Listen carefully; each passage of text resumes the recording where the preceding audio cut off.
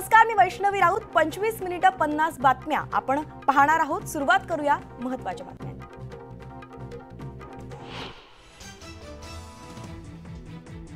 संजय शिरसाटांच्या गौप्यस्फोटावर जयंत पाटलांची उपरोधिक टीका. त्यांनी खोलात जावं, माहीत नसलेल्या गोष्टी समजल्यास आनंदच होईल. मंत्रिमंडळ विस्तारावरून आरोप प्रत्यारोपांच्या फैरी.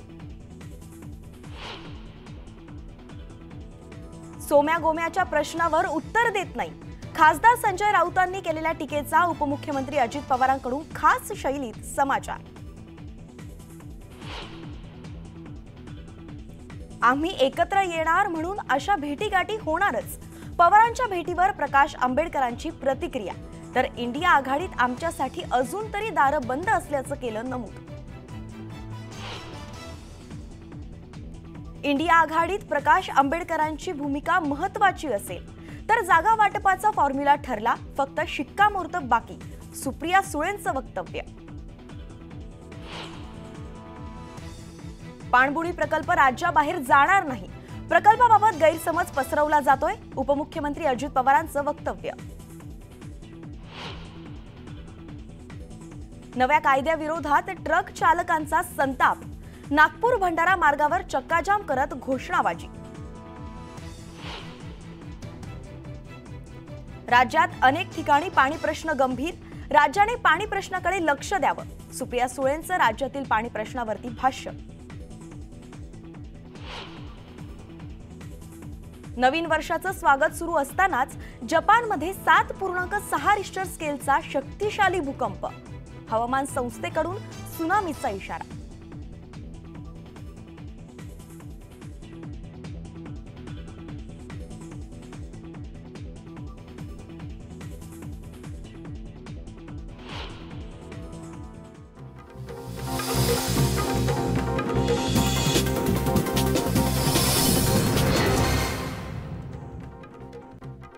पाहुयात 25 मिनिटात 50 बातम्या अगदी वेगवान स्वरूपात.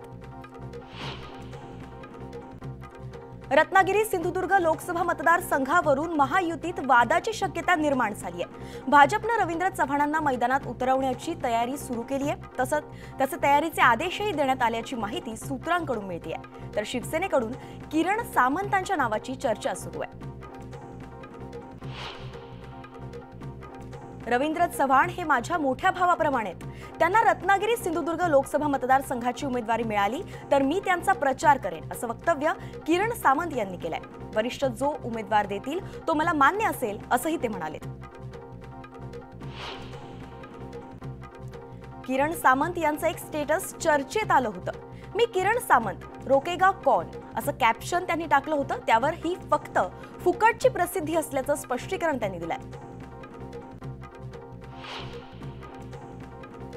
जयंत पाटलांमुळे राज्य सरकारचा तिसरा मंत्रिमंडळ विस्तार रखडल्याचा दावा शिवसेना आमदार संजय शिरसाट यांनी केला होता.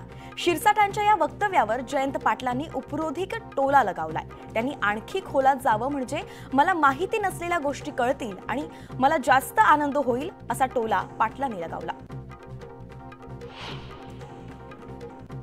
आमच्या पाडापाडीच्या राजकारणात तुम्ही पडू नका, अशी टीका संजय राऊत यांनी केली होती. त्यावर सोम्या गोम्याच्या प्रश्नावर मी बोलत नाही, असं उत्तर अजित पवारांनी दिलंय. आणि त्यावर आता सोम्या गोम्याने कोण हे 2024ला कळेल, असा पलटवारही राऊतांनी केलाय.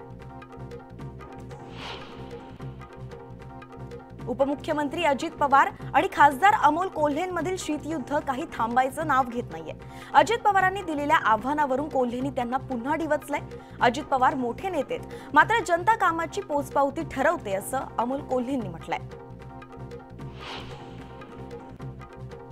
महाराष्ट्रातील अनेक उद्योग राज्याबाहेर जात असल्याची टीका विरोधकांकडून करण्यात येते. विरोधकांच्या या टीकेला अजित पवारांनी उत्तर दिलंय. राज्यातून उद्योग बाहेर गेले नाहीत, निवडणुकीच्या तोंडावर काही मुद्दे नाहीत म्हणून विरोधक बोलत आहेत, अशी टीका त्यांनी केली आहे. नवीन वर्षानिमित्त महसूल मंत्री राधाकृष्ण विखे पाटलांनी साई दरबारी जात दर्शन घेतलंय. यावेळी मंदिर परिसरात शिवराजसिंग चौहान आणि विखे पाटील यांची भेट झाली. यावेळी पाया पडत विखे पाटलांनी शिवराजसिंग चौहान यांचे आशीर्वाद घेतले. दरवर्षी हे दोघेही न चुकता वर्षाच्या पहिल्या दिवशी साई दरबारी हजेरी लावतात. उद्धव ठाकरेंचं पक्षातील नेत्यांवर नियंत्रण नाही अशा शब्दात संजय शिरसाटांनी उद्धव ठाकरेंवर टीका केली आहे। तसंच संजय राऊतांमुळे शिवसेना आणि ठाकरे गटाला नुकसान होतंय असा टोलाही संजय शिरसाटांनी संजय राऊतांना लगावलाय। प्रकाश आंबेडकर आणि शरद पवारांची भेट झाल्याच्या मुद्द्यावरून प्रकाश आंबेडकर यांनी सूचक भाष्य केलंय। आता आम्ही एकत्र येणारच आहोत, त्यामुळे भेटीगाठी होणार आहेत, त्यामुळे एखाद्या भेटीविषयी जास्त चर्चा करायला नको असं आंबेडकर म्हणाले। दरम्यान इंडिया आघाडीत आमचा समावेश कधी होणार हे आता तेच तुम्हाला सांगतील असंही ते म्हणाले। लोकसभा आचारसंहिता चालू होण्याआधी सरकारनं कोर्टात टिकणारं आरक्षण द्यावं। निवडणुकांआधी मोठ्या घोषणा होतील, पण कोर्टात टिकेल असं आरक्षण द्यावं, नाहीतर लोकसभा विधानसभा निवडणुकीत झाल्यावर कोर्टात पुन्हा आरक्षण टिकणार नाही असं व्हायला नको असं वक्तव्य जयंत पाटील यांनी केलंय। बुलढाण्याचे शिवसेनेचे खासदार प्रतापराव जाधवांनी मोठं वक्तव्य केलंय। राज ठाकरे शिवसेनेसोबत आले तर त्यांचं स्वागतच करू, आम्ही त्यांच्या स्वागतासाठी उत्सुक आहोत, पण राज ठाकरे काय निर्णय घेतील त्याची उत्सुकता आहे। प्रतापराव जाधवांनी केलेल्या वक्तव्यामुळे चर्चांना एकच उधाण आलंय। राष्ट्रवादीचे आमदार अमोल मिटकरी यांनी अकोला इथल्या निवासस्थानी रांगोळीतून नवीन वर्षाचा दृढ संकल्प साकारला। रेखाटलेल्या रांगोळीतून अजित अनंतराव पवार महाराष्ट्राचे मुख्यमंत्री व्हावेत ही इच्छा त्यांनी व्यक्त केली आहे। अजित पवारांना मुख्यमंत्री करावं ही आमची इच्छा आहे। त्यांना मुख्यमंत्री करायचं असेल तर आम्हाला काम करावं लागेल, त्यांना मुख्यमंत्री करण्यासाठी आम्ही प्रयत्न करू असं वक्तव्य रुपाली चाकणकर यांनी केलंय। तर दादांमुळे निवडून आलेल्या खासदारांनी ते कोणामुळे निवडून आले हेही पाहावं असा टोलाही त्यांनी लगावला। राज्याचे कृषी मंत्री धनंजय मुंडे यांनी नवीन वर्षानिमित्त बीडच्या परळी इथल्या वैद्यनाथ ज्योतिर्लिंगाला भेट दिली। यावेळी त्यांनी राज्यातील शेतकऱ्यांच्या जीवनात सुख समाधान आणि समृद्धी यावी असं साकडं देवाला घातलं। त्यांनी वैद्यनाथाच्या चरणी विधिवत रुद्राभिषेक करून दर्शन घेतलं। जयंत पाटलांच्या हस्ते इस्लामपूरमध्ये श्रीराम मंदिरात कलश पूजनाचा सोहळा संपन्न झाला। राम सर्वांचाच आहे, आपणही अयोध्येला लवकरच जाणार असं वक्तव्य जयंत पाटलांनी केलंय। जिल्हा बँक घोटाळा प्रकरणी माजी मंत्री सुनील केदार यांना 5 वर्षांची शिक्षा झाली असून कोर्टानं त्यांचा जामीन नामंजूर केलाय। त्यानंतर आता नागपुरात केदार यांच्या समर्थनार्थ बॅनरबाजी केलेली दिसून येते। सुखात नसलो तरी दुःखात सोबत आहे अशा आशयाचे बॅनर युवक काँग्रेसचे बंटी शेळके यांनी लगावले। कोरेगाव भीमामध्ये आज विजयस्तंभ अभिवादन दिन साजरा केला जातोय। शौर्य दिनानिमित्त भीम सैनिकांची एकच गर्दी झाली असून उपमुख्यमंत्री अजित पवारांनी विजयस्तंभाला अभिवादन केलं।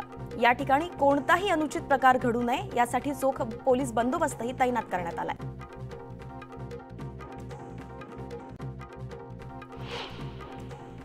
नागपुरात प्रसार माध्यमांशी उपमुख्यमंत्री देवेंद्र फडणवीस बोलतायत, थेट जाऊयात। हातामध्ये घेऊन विशेषतः जे पाणंद रस्ते आहेत ते आपल्याला कसे करता येतील या संदर्भातली नवीन योजना आम्ही आता कार्यान्वित करण्याचा प्रयत्न करतो आहोत। आणि जो काही एक निर्णय आपण घेतला होता की प्रत्येक जिल्ह्याचा डिस्ट्रिक्ट स्ट्रॅटेजिक प्लॅन तयार करायचा, तर नागपूर जिल्ह्याचा डिस्ट्रिक्ट स्ट्रॅटेजिक प्लॅन हा Indian institute of management Nagpur यांच्यासोबत तयार करण्यात आला आहे। आज त्याचंही प्रेझेंटेशन झालं। लवकरच सगळ्यांच्या त्याच्यावरच्या ज्या काही कमेंट्स आहेत ते घेऊन आणि त्याला देखील मान्यता देण्यात येईल। रस्त्यांसाठी अनेक प्रश्न रस्त्यांचे आले पुढे, रस्त्यांकरता निधी दिलाय आणि अजून अधिकचा निधी देखील देण्यात येणार।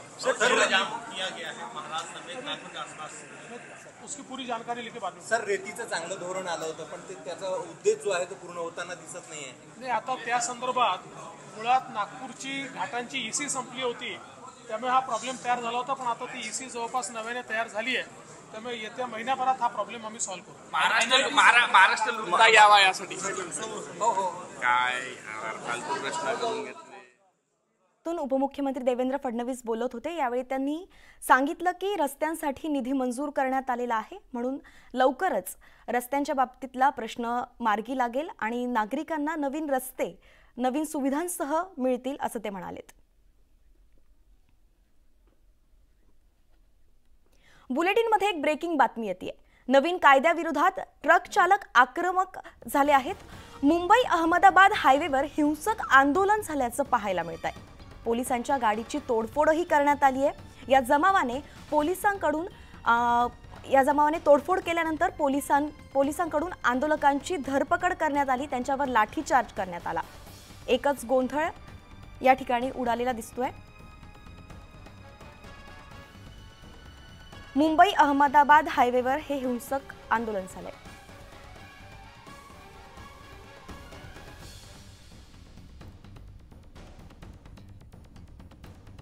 आपले प्रतिनिधी विजय देसाई आपल्या सोबत फोनवरून जोडले गेलेत। विजय, सध्याची काय परिस्थिती आहे?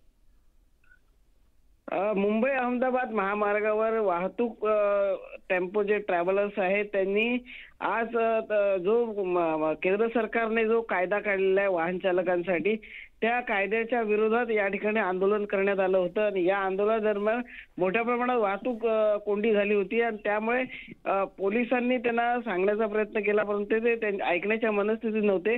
परंतु या वेळी पोलीस आणि आंदोलक यांच्यामध्ये बाचाबाची झाली आणि त्याचं रूपांतर काही ठिकाणी दगडफेकी झाली।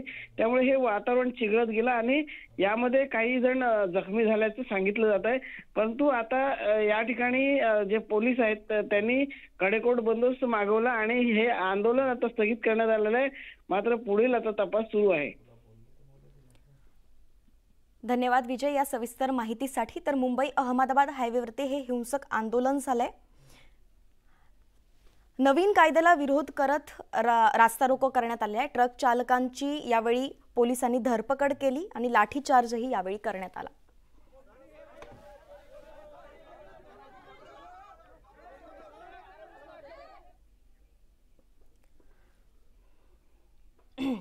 वळूयात पुढच्या बातम्यांकडे। केंद्र सरकारने आणलेल्या नवीन मोटार वाहन कायद्याला देशभरातून विरोध होत असून टँकर चालकांनी थेट संपाची हाक दिली आहे। नालासोपारा इथल्या संतोष भुवन परिसरात वाहन चालकांनी रास्ता रोको करून गोंधळ घातला आणि टायर पेटवून निषेध केला। यावेळी वाहतूक पूर्णपणे ठप्प झाली असून लोक पायीच स्टेशनकडे जात होते। केंद्र सरकारच्या वतीने पारित केलेला मोटार वाहन कायद्याला ट्रक चालकांकडून विरोध करण्यात येतोय। या कायद्याला विरोध म्हणून आजपासून महाराष्ट्रासह देशभरात सर्वच ट्रक चालक संपावर गेलेत। नवी मुंबईतील बेलापूर महामार्गावर गाड्या रोखण्याचा प्रयत्न वाहन चालकांनी केला। यावेळी शेकडो ट्रक चालकांना पोलिसांनी ताब्यात घेतलंय। गोंदिया बालाघाट रस्त्यावर कटंगी इथे टायर जाळून रास्ता रोको आंदोलन केलेल्या अनेक चालकांना रामनगर पोलीस स्टेशन यांनी अटक केली असून चालकांमध्ये आक्रोश निर्माण झाला आणि रामनगर पोलीस स्टेशन समोर शेकडोच्या संख्येने चालक जमा झाले असून चालकांना सोडा अन्यथा ठाण्यासमोरच धरणं आंदोलन करू असा इशारा वाहन चालकांनी दिलाय। केंद्र सरकारने वाहन चालकांसाठी केलेल्या कायद्याला ट्रक आणि टँकर चालकांनी विरोध केलाय। सुमारे 2000 पेक्षा जास्त टँकर आणि ट्रक चालकांनी आजपासून कामबंद आंदोलन सुरू केलं। पेट्रोल डिझेलसह गॅस सिलेंडर पुरवठा ठप्प झाला असून संप जास्त लांबल्यास पंपावर इंधन टंचाई निर्माण होण्याची शक्यताही वर्तवली जाते। केंद्र सरकारने आणलेल्या नव्या नियमानुसार ड्रायव्हरसाठी कडक शिक्षेची तरतूद असल्यानं या विरोधात ट्रक ड्रायव्हर आक्रमक झाले आहे। नागपूर भंडारा आणि नागपूर अमरावती रोडवर ट्रक ड्रायव्हर यांनी सरकार विरोधात आंदोलन पुकारलं असून रस्त्यात ट्रक आडवे करत रोड बंद केले आहे। त्यामुळे दोन्ही मार्गावर वाहनाच्या मोठ्या रांगा लागल्या आहेत। जालना जिल्ह्यात जिल्हा परिषद शाळेतील शिक्षकांच्या रिक्त जागा भरण्याच्या मागणीसाठी अनोखं आंदोलन करण्यात आलं। विद्यार्थ्यांनी थेट जिल्हाधिकारी कार्यालयातच शाळा भरवून शाळेतील शिक्षकांच्या रिक्त जागा भरण्याची मागणी केली। दरम्यान शिक्षकांच्या रिक्त जागा लवकर भरण्यात येतील असं आश्वासन जिल्हाधिकारी श्रीकृष्ण पांचाळ यांनी दिलंय। कोणतेही दानपत्र न घेताच जलजीवन मिशननं जागा ताब्यात घेतल्याचा आरोप करत डहाणू तालुक्यातील शिसने इथल्या एका कुटुंबानं पालघर जिल्हाधिकारी कार्यालयासमोर आमरण उपोषणाला सुरुवात केली आहे। लातूर जिल्ह्यातील उदगीर तालुक्यातील सोमनाथपूर इथल्या 100 कोटी गौण खजीन घोटाळ्याची चौकशी करून दोषींवर कारवाई करावी या मागणीसाठी उपजिल्हाधिकारी कार्यालयासमोर बहुजन विकास अभियानानं गेली 2 महिन्यांपासून आंदोलन सुरू केलंय। या मागणीसाठी बहुजन विकास अभियानानं उपजिल्हाधिकारी कार्यालयासमोर प्रतिकात्मक फाशी आंदोलन करून प्रशासनाला निवेदन दिलंय। सरकारी विमा नियमाविरोधात मुक्ताईनगर इथल्या मुंबई नागपूर राष्ट्रीय महामार्गावर ट्रक चालकांनी रास्ता रोको आंदोलन केलं असून रास्ता रोको आंदोलनामुळे महामार्गावर सुमारे 2 ते 3 किलोमीटर पर्यंत लांबच लांब रांगा दिसल्या। केंद्र सरकारनं वाहन चालकांसाठी नवीन कायदा केला असून आजपासून हा कायदा लागू करण्यात आलाय। या कायद्याच्या विरोधात टँकर, ट्रक, खासगी बस चालकांनी काम बंद आंदोलन सुरू केलंय, तर गोंदिया इथल्या गोंदिया बालाघाट रस्त्यावर कटंगी इथे टायर जाळून रास्ता रोको करण्यात आला। वेगळ्या विदर्भाच्या मागणीसाठी विदर्भवासियांनी सरकारला दिलेलं 31 डिसेंबर पर्यंतचा अल्टिमेटम आज संपलाय। मागील 5 दिवसांपासून माजी आमदार वामनराव चटप यांनी आमरण उपोषण सुरू केलंय, मात्र कोणताही प्रतिसाद न मिळाल्याने त्यांनी आंदोलनाचा इशारा दिलाय।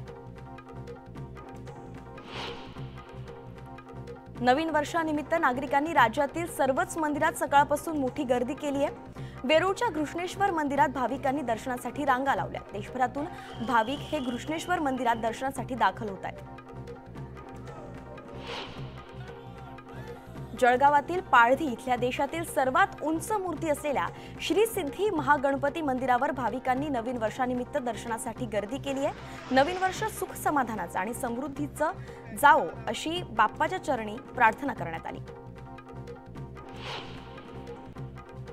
1 जानेवारीला भीमा कोरेगावमध्ये देशभरातून भीम सैनिक दाखल होत शौर्य दिन साजरा करतात। त्याच अनुषंगानं बुलढाण्याच्या खामगावमध्येही भीमा कोरेगावची प्रतिकृती तयार करून त्यांना मानवंदना देण्यात आली। असंख्य भीम सैनिक इथे नतमस्तक झाले। नवीन वर्षाच्या पहिल्या दिवशी सातपुड्याच्या पर्वतरांगात वसलेल्या मनुदेवी मंदिरात दर्शनासाठी भाविकांनी गर्दी केली। राज्यासह मध्य प्रदेश आणि गुजरातमधून नागरिकांनी मोठ्या प्रमाणात गर्दी करून श्री मनुदेवीचं दर्शन घेतलं। सिंधुदुर्ग जिल्ह्यातील वेंगुर्ले तालुक्यातील आरवली सागर तीर्थ समुद्र किनाऱ्यावर वाळू शिल्पकार रविराज चिपकर यांनी वाळू शिल्प साकारलंय। नवीन वर्षाच्या शुभेच्छा देणारं हे वाळू शिल्प अर्धा टन वाळूपासून साकारलं असून त्यावर रंगांची उधळण सुद्धा केली आहे। हे वाळू शिल्प पर्यटक आपल्या मोबाईलमध्ये कैद करतात। नागपूरकरांनी नवीन वर्षाची सुरुवात साईबाबांच्या दर्शनानं केली आहे। वर्धा रोडवरील साई मंदिरात भक्तांनी दर्शनासाठी मोठी गर्दी केली आहे। यावेळी मंदिराला सुंदर रोषणाई केली असून नवीन वर्षानिमित्त फुलांचा देखावा करून मंडपाला आकर्षक सजावट केली आहे। नवीन वर्षाच्या पहिल्याच दिवशी सोमवार आल्यानं बीडच्या परळी इथल्या प्रभू वैद्यनाथ ज्योतिर्लिंगाच्या दर्शनासाठी पहाटेपासूनच भाविकांनी मोठी गर्दी केली होती। त्यामुळे मंदिर परिसरात पहाटेपासूनच हर हर महादेवच्या गजरानं मंदिर परिसर दुमदुमून निघाला। नवीन वर्ष सुख समृद्धी आणि आनंदाचं जावो यासाठी देशभरातून भाविक दर्शनासाठी परळीमध्ये दाखल झाले होते। नवीन वर्षानिमित्त भाविकांनी देवदर्शनाला प्राधान्य दिल्याचं पाहायला मिळतंय। नवीन वर्ष चांगलं जावं यासाठी पुणेकरांसह अनेक गणेश भक्तांनी दगडूशेठ हलवाई मंदिरात मोठ्या संख्येनं गर्दी केली। गणपती मंदिराला आकर्षक फुलांची सजावट करण्यात आली। हजारो भाविकांनी मंदिर परिसर गजबजला होता। 1 जानेवारीला सावित्रीबाई फुले यांनी पहिली मुलींची शाळा पुण्यातील भिडेवाडा इथे सुरू केली होती। भिडेवाडा जीर्ण झाल्यानं तो पाडण्यात आलाय आणि याच ठिकाणी फुले यांचं नवं राष्ट्रीय स्मारक उभारणार आहेत। त्याच निमित्तानं फुले दाम्पत्याला अभिवादन करण्यासाठी रॅली काढण्यात आली। धुळे जिल्ह्यात पपईचे दर घसरल्यानं पपई उत्पादक शेतकरी संकटात सापडलेत। शेतकऱ्यांनी मोठ्या कष्टानं पिकवलेली पपई व्यापारी मातीमोल दरानं खरेदी करतात। पपईला किमान 12 ते 15 रुपये किलो प्रमाणे दर मिळाला पाहिजे अशी मागणी केली जाते। धाराशिव जिल्ह्यातील जवळपास 14 साखर कारखान्यांनी यंदाच्या हंगामामध्ये तब्बल 16,33,000 मेट्रिक टन ऊसाचं गाळप केलंय। या माध्यमातून तब्बल 12,70,000 क्विंटल साखरेचं उत्पादनही मिळालंय। धाराशिव जिल्ह्यात सरकारी दूध संघ नसल्यानं खासगी दूध संघांना दूध देण्याशिवाय शेतकऱ्यांकडे पर्याय नसतो. त्यामुळे धाराशिव जिल्ह्यातील खासगी दूध संघांना दूध देणाऱ्या शेतकऱ्यांना सरकारनं अनुदान द्यावं अशी मागणी कैलास पाटील यांनी केली आहे. नाशिकच्या इंदिरानगर भागात सिलेंडरचा स्फोट झाला. एका पार्सल पॉइंटमध्ये स्फोट झाल्याची प्राथमिक माहिती मिळते. तर या स्फोटात 2 ते 3 जण जखमी झाल्याचंही समजतंय, पण स्फोट होण्याचं कारण मात्र अजून स्पष्ट झालेलं नाहीये. नवीन वर्षाच्या पहिल्याच दिवशी धाराशिव तहसील कार्यालयाच्या छतावर चढून 29 वर्षीय शेतकऱ्यानं आत्महत्येचा प्रयत्न केलाय. गेल्या 4 वर्षांपासून शेतात जाण्यासाठी रस्ता उपलब्ध नसल्यानं शेतात ऊस गळत पडल्यानं आर्थिक नुकसान होत होतं, परंतु सरकारनं दखल न घेतल्यानं शेतकऱ्यांना आत्महत्येचा प्रयत्न केला. 31ची पार्टी इंद्रायणी नदी पात्रात बुडून 31ची पार्टी करताना इंद्रायणी नदी पात्रात बुडून युवकाचा दुर्दैवी मृत्यू झालाय. मयूर भाटी असं नदीत बुडून मृत पावलेल्या मुलाचं नाव आहे. या प्रकरणी तळेगाव MIDC पोलिसांत नोंद करण्यात आली असून मृत मयूर आपल्या मित्रांसमवेत वराळे इंद्रायणी नदी काठी 31ची पार्टी करण्यासाठी आला होता. चांदवडच्या आडगाव जवळ महामार्गावर बिबट्या बसलेला पाहून अनेक वाहन चालकांची तारांबळ उडाली. मात्र बिबट्या जागेवरून हलत नसल्याचं दिसता काही वाहन चालकांनी त्याची जवळून पाहणी केली असता तो जखमी अवस्थेत असल्याचं समजलं. वाहनानं धडक दिल्यामुळे बिबट्या जखमी झाला असल्याचं प्राथमिक अंदाज वर्तवला जातोय. रत्नागिरी जिल्ह्यातल्या खेडमधील बोरघर गावाच्या स्मशानभूमीमध्ये 2 दिवसांपासून समोर आलेल्या जादूटोण्याचा प्रकार उघडकीस आल्यानंतर अंधश्रद्धा निर्मूलन समितीच्या सदस्यांनी पोलिसांना माहिती देऊन त्यांना सतर्क केलं. त्यानंतर अनिसचे कार्यकर्ते आणि पोलिसांनी घटनास्थळी पाहणी केल्यानंतर हा प्रकार अंधश्रद्धेचा आहे, कोणीही घाबरून जाऊ नये असं आवाहन नागरिकांना करण्यात आलं. छत्रपती शिवाजी महाराजांचा सुरक्षेचा विचार किनारपट्टीवर पोहोचवण्यासाठी सागरी सीमा मंचनं परिक्रमेचं आयोजन केलंय.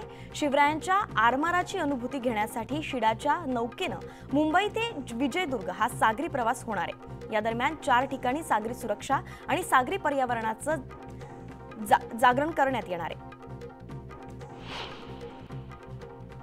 ठाणे जिल्ह्यातील माहुली गडावर नवीन वर्षानिमित्तानं स्वच्छता मोहिमेचं आयोजन करण्यात आलं.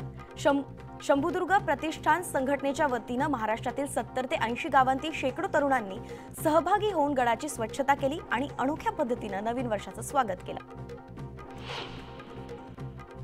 नंदुरबारच्या श्रॉफ हायस्कूलच्या विद्यार्थ्यांनी सामूहिक सूर्यनमस्काराद्वारे नवीन वर्षाचं स्वागत केलंय.